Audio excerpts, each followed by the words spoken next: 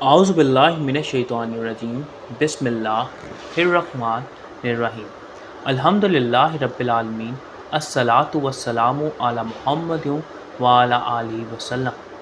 इंशाअल्लाह आज हम सूरह यूसुफ का मुताला करेंगे। ये एक मक्की सूरत है। इसमें 111 आयात हैं जो कि 10 रुकू पर मुश्तमिल है। सूरत का नाम हज़रत यूसुफ अलैहिस्सलाम के नाम पर है। आप हज़रत याकूब अलैहिस्सलाम के बेटे थे। इस सूरत में मुख्तलिफ़ माशरती तर्ज़ों और उनसे निपटने की बेहतरीन हिकमत अमली बयान की गई है। आइए मुताले कुरान का आगाज़ इस दुआ के साथ करते हैं कि अल्लाह ताला अपने हबीब रहमतल लिल आलमीन सल्लल्लाहु अलैहि वसल्लम के तुफ़ैल हमें कुरान करीम का सही मफ़हूम अता फ़रमाए। बिस्मिल्लाहिर्रहमानिर्रहीम अलिफ लाम रा तिलका आयातुल किताबिल मुबीन। अलिफ लाम रा ये किताब मुबीन की निशानियां हैं।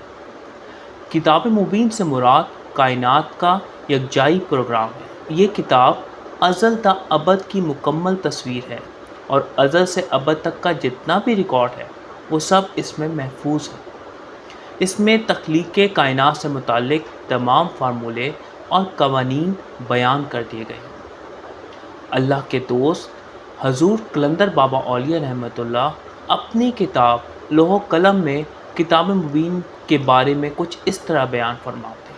एक किताबुल मुबीन है जिसमें 30 करोड़ लोहे महफूज हैं। हर लोहे महफूज में 80,000 हज़ीने हैं।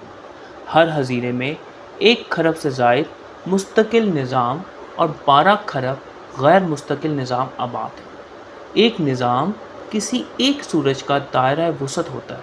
हर सूरज के गिर्द 9, 12 या 13 सियारे गर्दिश करते हैं। किसी सुपर कंप्यूटर के साथ भी ये हिसाब नहीं लगाया जा सकता कि एक किताब मुबीन में कुल कितनी ज़मीनें, कहकशाई निज़ाम, चाँद और सूरज की ज़िंदगियाँ हैं।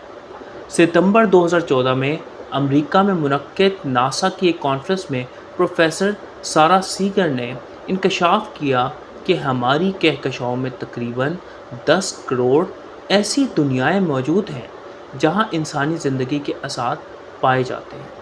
इस कॉन्फ्रेंस में मौजूद साइंसदानों और माहिरीन ने बताया कि हम इस कायनात में अकेले नहीं हैं और आइंदा 20 साल के अंदर हम खला में मौजूद बहुत सी दुनियाओं से रब्ता करने के काबिल हो जाए।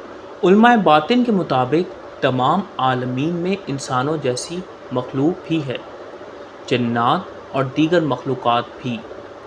कहीं मखलूक ट्रांसपेरेंट है, कहीं सयाह और कहीं नूरानी। हर आबादी में ज़िंदगी की तर्ज़ें इसी तरह कायम हैं जिस तरह ज़मीन पर मौजूद है। ज़िंदगी के तकाज़े भी और दीगर जज्बात व एहसासात भी इसी तरह के हैं।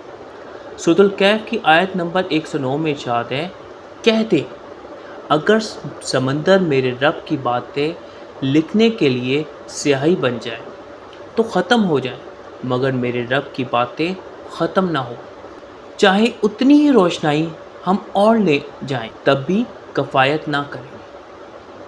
ये कायनात कितनी वसी है इसका हकीकी इल्म रब्बुल आलमीन को ही है। इन्ना अंज़लनाहु कुरआनन अरबिय्यन लअल्लकुम ताक़िलून। बेशक हमने कुरान अरबी नाजिल फरमाया है ताकि तुम अक्ल से काम लो। अरबियन अरब से निकला, फसी व बलीग। सूरह बुरूज की आयत नंबर 21 और 22 में इरशाद है, बल्कि ये कुरान करीम लोहे महफूज में है। गोया कुरान करीम इसी किताब मुबीन में से अरबी में नाजिल हुआ। लफ्ज़ अरबी का अपना मफ़हूम फसी व बलीग है और अल्लाह ताला ने कुरान करीम को इसी ज़बान में नाजिल फरमाया है। अल्लाह ताला ने इसे सीखने के लिए आसान फरमा दिया है। सूरह कमर में ये आयात कई बार दोहराई गई हैं। वलक़द यस्सरनल कुराना लिज़्ज़िक्रि फ़हल मिन मुद्दक्किर। और तहकीक हमने आसान कर रखा है कुरान को याद दहानी के लिए, तो है कोई याद दहानी हासिल करे, यानी जो कोई भी مکمل غیر جانبداری کے ساتھ اس کتاب سے رجوع کرتا ہے، اس کی آیات میں غور و فکر کرتا ہے، وہ حکمت کے موتی ضرور پا لیتا۔ نحنو نقص علیک احسن القصص، ہم سرگزشت بیان کر رہے ہیں آپ سے ایک بہترین قصے کی۔ بما اوحینا الیک ھذا القرآن، بدولت اس کے جو ہم نے وحی کیا ہے آپ کی طرف یہ قرآن۔ وَإِن كُنْتَ مِن قَبْلِهِ لَمِنَ الْغَافِلِينَ، اور اس سے پہلے اس بارے غافلوں میں سے تھے۔ القصصی، قصص سے نکلا، ایک تحقیقی سرگزشت۔ A case study based upon real events، قصص سے مراد کسی گزرے ہوئے واقعے کی کھوج لگانا اور حقائق معلوم کرنا، یا کسی کے نقوش قدم پر جستجو کے ساتھ چلتے ہوئے اس کا پیچھے کرنے کے ہیں۔ الغافلین، غفل سے نکلا، بے خبر، آف ان اویئر۔ قرآن کریم میں انبیاء کرام علیہ السلام کے تذکرے کوئی تاریخ نگاری نہیں، بلکہ اس بات کی دعوت ہے کہ ہم اللہ تعالیٰ کے پسندیدہ بندوں کی طرز فکر پر غور و فکر کریں اور ان پہلوؤں کو سمجھیں جو ان کی ذات کا حاصل تھا۔ حضرت اسحاق علیہ السلام اور حضرت یعقوب علیہ السلام کی زندگی سے منسوب واقعات کا بغور جائزہ لینے پر حقیقت منکشف ہوتی ہے کہ انبیاء کرام ایسے ذہن کے حامل ہوتے ہیں جن میں صبر اور شکر ادا کرنے کی طرزیں مستحکم ہوتی ہیں۔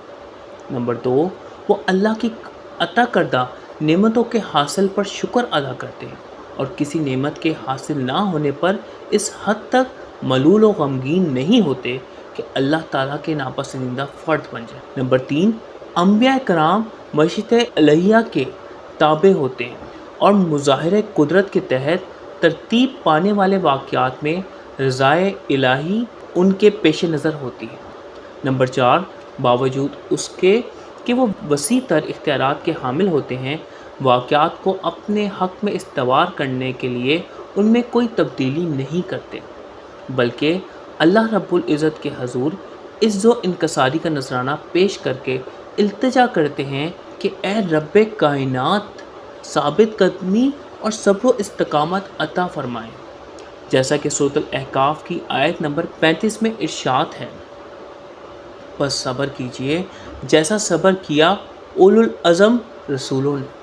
اس قال یوسف لی ابیہ، جب کہا یوسف علیہ السلام نے اپنے والد سے، یا آبتی انی رأیت احد عشر کوکبا والشمس والقمر رأیتہم لی ساجدین، ابا جان میں نے دیکھا 11 تاروں اور سورج اور چاند کو، دیکھا میں نے انہیں اپنے لیے سجدہ کرتے ہوئے۔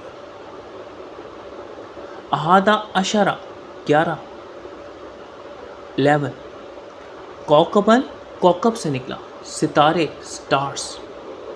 حضرت یوسف علیہ السلام سے متعلق اس تحقیقی جائزے کو اللہ تعالیٰ نے احسن القصص قرار دیا ہے، اور اس کی ابتدا اس بات سے ہوتی ہے کہ حضرت یوسف علیہ السلام نے ایک خواب دیکھا اور اسے اپنے والد محترم حضرت یعقوب علیہ السلام کے سامنے پیش کیا۔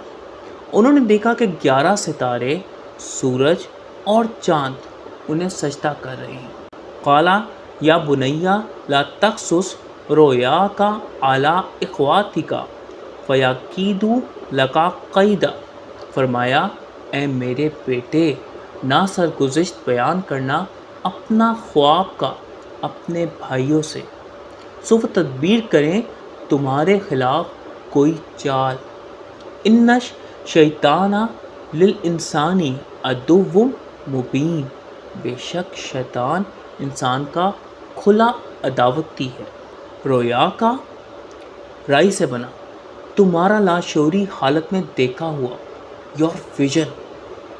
عدوم، عدو سے بنا، دوری پیدا کرنے والا، کوئی بھی ایسی چیز جو ذہنی عدم مطابقت کا سبب بنے۔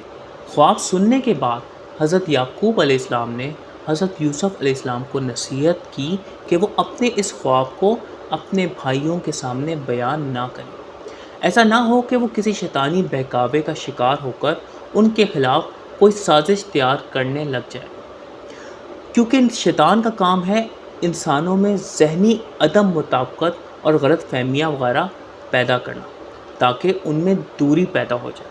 اس حقیقت کا برملا اظہار قرآن کریم میں بارہا موجود ہے۔ مثلاً سورہ بقرہ کی آیت نمبر 168 میں ارشاد ہے، اے لوگو استفادہ کرو اس سے جو زمین میں حلال طیب ہے، اور مت اتباع کرو شیطانی طرزوں کی، بے شک وہ تمہارے لیے ایک کھلا عداوتی ہے۔ وَكَذَلِكَ يَجْتَبِيكَ رَبُّكَ وَيُعَلِّمُكَ مِن تَأْوِيلِ الْأَحَادِيثِ، اور اسی طرح تمہیں منتخب فرمائے گا تمہارا رب اور سکھائے گا تمہیں تاویل الاحادیث سے۔ وَيُتِمُّ نِعْمَتَهُ عَلَيْكَ وَعَلَىٰ آلِ یعقوب، اور اپنی نعمت تمام فرمائے گا تم پر اور آل یعقوب پر، کما اتمھا علی ابویک من قبل ابراہیم و اسحاق، جیسا اس نے تمام فرمائی تمہارے باپ ابراہیم علیہ السلام اور اسحاق علیہ السلام پر اس سے پہلے۔ ان ربک علیم حکیم، بے شک تمہارا رب با علم حکمت والا ہے۔ تاویلی اول سے بنا، علامات یا اشاروں کی مدد سے نتیجہ اخذ کرنا اور بات کی تہ تک پہنچنا، انٹرپریٹیشن۔ الاحادیث حدث سے بنا، جمع کا صیغہ ہے، کسی کی بیان کی ہوئی حکایت، آف نیریٹیوز۔ حضرت یعقوب علیہ السلام نے حضرت یوسف علیہ السلام کو بتا دیا کہ ایک دن آئے گا جب رب کریم انہیں منصب نبوت کے لیے منتخب فرمائے گا، انہیں معاملہ فہمی یعنی تاویل کا علم سکھایا جائے گا، اور رب کریم انہیں اور آل یعقوب کو بھرپور نعمتیں عطا فرمائے گا، جس طرح انہوں نے اس سے پہلے حضرت ابراہیم علیہ السلام اور حضرت اسحاق علیہ السلام کو اپنی نعمتیں عطا فرمائی۔ یہ کام کب ہوگا اور کیسے ہوگا، اس کا مکمل علم تمہارے رب کے پاس ہے۔ ایک مختصر سا خلاصہ آج کے پڑھے گئے رکوع کا۔ پہلی بات، قرآن کریم میں انبیاء کرام علیہ السلام کے تذکرے اس بات کی دعوت ہیں کہ ہم اللہ رب العزت کے پسندیدہ بندوں کی طرز فکر سے واقفیت حاصل کریں اور ان طرزوں سے اپنی زندگیوں کو آراستہ کریں۔ انبیاء کرام کی طرزوں میں صبر و شکر، مشیت ربی کی اتباع بہت نمایاں ہوتی ہے۔ مظاہرہ قدرت کے تحت ترتیب پانے والے واقعات میں ان کے پیش نظر رضائے الہی ہوتی ہے۔ وسیع تر اختیارات کے حامل ہونے کے باوجود وہ واقعات کو اپنے حق میں استوار کرنے کے لیے ان میں کوئی تبدیلی نہیں کرتے۔ حضرت یوسف علیہ السلام کے بارے میں تفصیلات کو اللہ رب العزت نے احسن القصص بیان فرمایا۔ اللہ تعالیٰ ہم سب کو قرآن کو صحیح طور پر سمجھنے اور اس پر نبی پاک صلی اللہ علیہ وآلہ وسلم کی سنت مبارکہ کے مطابق عمل کرنے کی توفیق عنایت فرمائے، آمین۔ صدق اللہ العلی العظیم۔ صلی اللہ تعالیٰ علی حبیبہ محمد وعلی آلہ وسلم۔